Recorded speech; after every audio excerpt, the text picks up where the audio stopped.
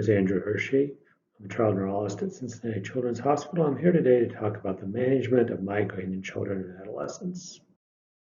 I also want to discuss a little bit about nomenclature, as this will help understand how we guide our treatments.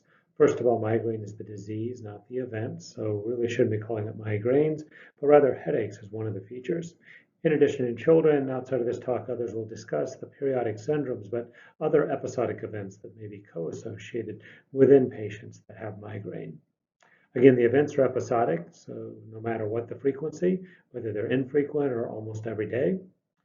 In addition, migraine is in children and adolescents as a disease that spans the lifetime, so therefore should not be used as an adjective. In other words, it's not adolescent migraine.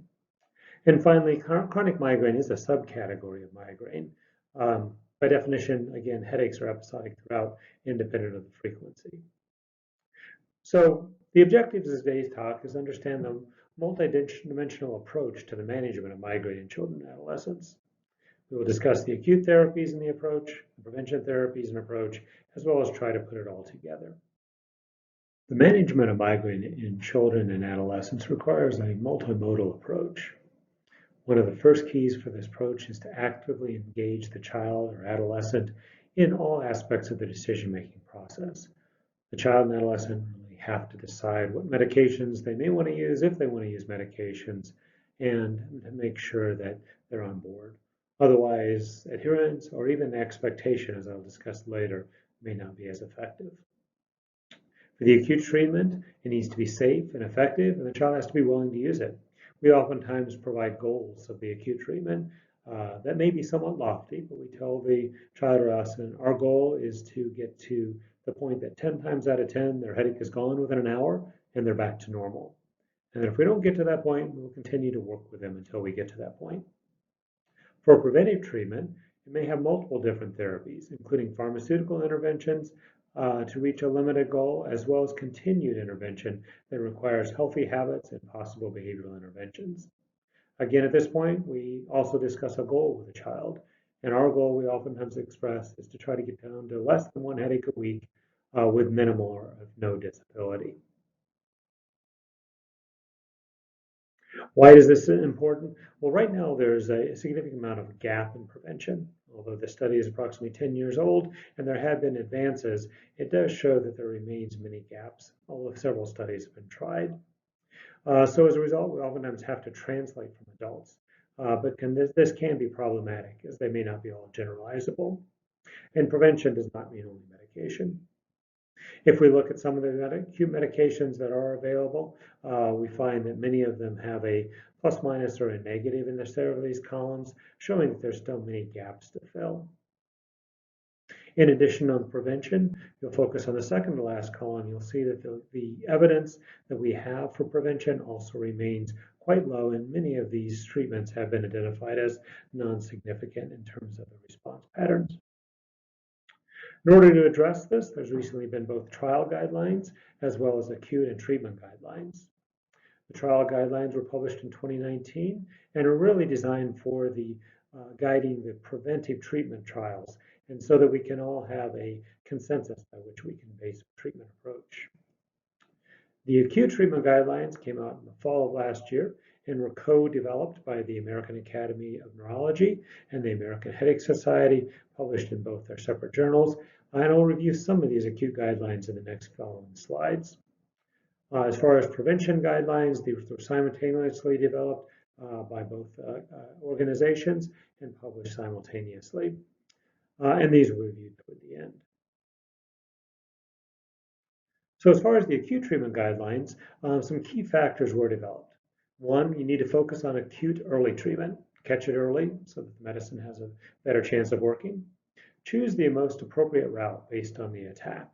There are different formulations, both oral, nasal, as well as new devices that have come on that can help fit with the child's lifestyle and let them be actively engaged in their control. There needs to be some provision of lifestyle factors, including possible triggers, such as skipping meals or not getting enough sleep, that can help be incorporated into their lifestyle. And then, as always, medication overuse needs to be done. These are the table 1 from the treatment guidelines. One of the first things that does pop out is the many empty spaces on these guidelines. Again, this shows the many gaps in our knowledge that we do have and do need to understand. If we look at the ultimate goal, which is pain freedom as quickly as possible, that's in the lower left corner. You can see that for 1 hour relief, only Zolmitriptan nasal spray reached this level, while at 2 hours, both ibuprofen and sumatriptan, as well as the combination of naproxen and sumatriptan, were able to reach these levels. So we do have some information about possible fields and possible mechanisms of actions that could be useful. To help interpret these guidelines, a separate editorial was generated to try to provide both children and adolescents with guides about what to approach first. Incorporating what came out of the guidelines, it was really suggested the first line treatment or ibuprofen or other NSAIDs at an appropriate dose, and it was suggested that 10 milligrams per kilogram at a single dose was effective. If this was not effective, you expand into the triptans, whether it's combination with naproxen sodium, zolmitriptan, or rizatriptan or almotriptan at the doses indicated. If this was not effective at the time of the guidelines, the next level was to try another triptan, so continuing to layer the triptans on top of the NSAIDs. And then if there was significant nausea and vomiting, the consideration of an antiemetic. There are many new medications that have been approved for adults and are being examined in children. One class of categories is the GPANs, or CGRP agonists. Two of them have been approved in the United States by the US FDA for the use in adults, as well as many others that are having very interesting studies that are coming out. For children, these are beginning to be studied, and hopefully in the next few years, we'll understand how better to use the GPANs. There's the Dietins, which are 5-HT1F agonist. One, including lamivudine, has been approved for adults. In addition, there's alternate routes, including devices. So we currently have 4 devices. 2 have been tested and approved by the US FDA, include the Nerivio device, which uses condition pain modulation, the GammaCore device, which uses vagal nerve stimulation. There's the Cephally device, which has not been approved for adolescents, but is available in the United States and many other countries as an over-the-counter management. And most recently, there's been evidence of using green light therapy through the development of the Ally lamp. There are additional treatments that may potentially in the future. One of the ones that's currently being actively developed is the PCAP38 compound. If we switch to prevention guidelines, what was first identified was that the majority of preventive guideline treatments available to children and adolescents failed to demonstrate superiority to placebo. It was clearly recognized that lifestyle and behavioral factors, though, may influence the frequency and should be fully incorporated into a treatment plan. The assessment and management also requires comorbid issues to be addressed if the child has had significant comorbidities, and oftentimes things like anxiety can interfere with the headache management. And finally, the guidelines did express the most important factor, which is the shared decision-making by the patients and caregivers. In other words, the child, the adolescent, has to actively say, yes, this is something I want. Otherwise, the likelihood of adherence or even the expectation of improvement may not exist. So starting out with behavioral treatment, what is behavioral treatment? Well, it's recognized that healthy habits are critically important. We've long advocated this at the Cincinnati Children's Headache Program and have found a significant benefit from this. So this includes adequate hydration, including avoiding caffeine intake, exercising on a regular basis. Not only does that improve the body's health, but can improve the brain's health. Eating healthy, which includes avoiding skipping meals, as well as making healthy food choices, including a balanced diet with vegetables, and for those people that choose meat and dairy. There are vitamins that may be essentially involved in the control of headaches, and with some suggestion of things such as riboflavin, folate, coenzyme Q10, and even vitamin D. And finally, getting sleep, both sufficient sleep, with many teens especially being sleep deprived, as well as regular sleep to avoid the jet lag effect that now has even been demonstrated in animal models that may be a contributing factor to triggering off headaches. Additional biobehavioral treatments, including biofeedback, as well as cognitive behavioral therapy, have both shown benefit, and I'll discuss one of these a little bit later. As far as the prevention guidelines, how they were developed, as this was a revision of the 2004 guidelines, The 2004 guidelines were layered upon the current guidelines. So when we did this, we looked at all studies that were available, including all citations. From this table, you can see that, and this is published in the guidelines. Many studies had to be excluded because of lack of the study performance or something that restricted them from being a double-blinded placebo-controlled study. As a result, in the bottom line, only 15 studies were available out of the starting number of several thousand. This is the table that showed the outcomes and confidence evidence, and similar to the acute therapy, we see that many gaps exist. Now on the left side, what we do see is the confidence of different medications, and what really comes out on top is, especially for chronic migraine or 15 or more headache days per month, was the combination of amitriptyline plus cognitive behavioral therapy. That with moderate evidence includes topiramate as well as cinnarizine for the preventative treatment, as well as continuing to use amitriptyline and cognitive therapy to reduce disability. Those with low confidence can be seen further on, as well as very low confidence. So this does limit our potential abilities of what we have to use. I mentioned cognitive behavioral therapy plus amitriptyline, and this comes from a paper that we did demonstrating that efficacy. On the left panel, what you can see is the combination of cognitive behavioral therapy plus amitriptyline was statistically more effective than headache education plus amitriptyline in the ability to reduce patients down to fewer than 4 headache days per month, the outcome that most patients would choose to have, with by a year's worth, nearly 75% of kids reaching this level. One of the news ways we are looking at this is how rapidly this occurs. So on the right panel, it shows the days at the bottom.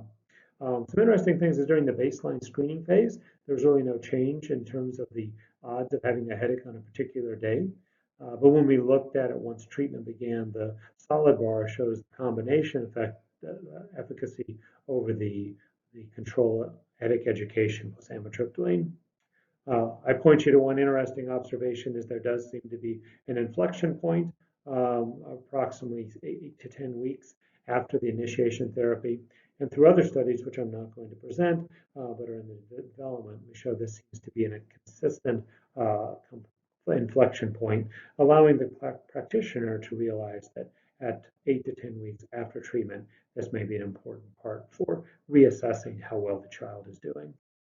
There are also many new medications that are being developed for prevention of migraine in children and adolescents.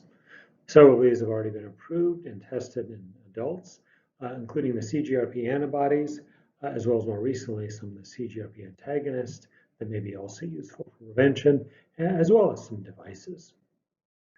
Why is the problem so difficult in identifying both acute and preventive treatment in children? One of the explanations is thought to be the placebo effect and the understanding that children and adolescents may have a higher placebo effect. But is this really true?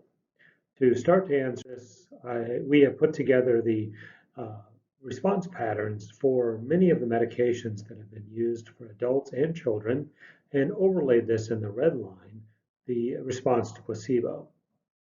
What you can first see as you look at this graph is the placebo tends to fall right in the middle in terms of the overall response or reduction as a percentage from the overall starting point.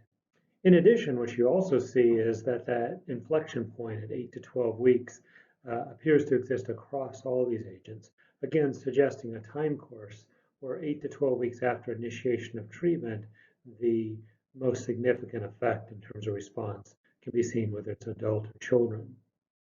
So why is it that children may have difficulty with their placebo response? Well, it may be not placebo, but more of an expectation.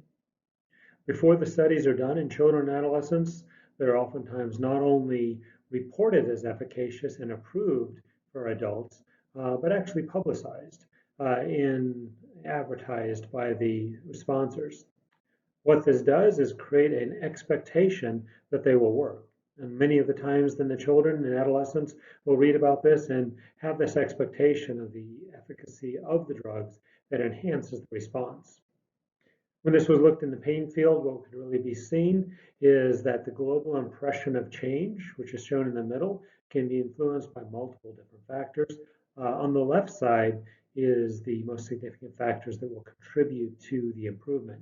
And included in both of these, significantly as demonstrated by the p-values, is the expected improvement of functioning as well as expected improvement of quality of life. Thus, if the child or adolescent or even their parents believe that they are going to be better, then they will have this expectation of improving. And this may both make it difficult to do these studies, but also can be utilized in terms of children and adolescents in terms of their. So in conclusion, migraine is a common disorder for children and adolescents, and therefore appropriate management and treatment is essential. Children and adolescents need to be an active participant in this decision-making process. Not only does this improve the expectation and response, but can actually hopefully improve the outcomes as the children and adolescents become active learners and participants in their own treatment plans. Acute therapies need to be utilized to stop an attack. We oftentimes set a goal of this of 10 times out of 10, the headache is gone within an hour and the child returns back to their normal activities. Prevention therapies need to be used when the attacks become frequent or disabling from a variety of tests, whether how many headaches they're having per month or how often those headaches interfere with their normal activity. And the prevention therapies not only include pharmaceutical agents, but they also need to include healthy habits and biobehavioral therapies with the possible addition of cognitive behavioral therapy. And finally, there are new and novel study designs as well as treatments that are being developed that hopefully will advance the improvement and treatment of headaches in children and adolescents. Thank you for your time, and hopefully this will help you better care for the children and adolescents that you see.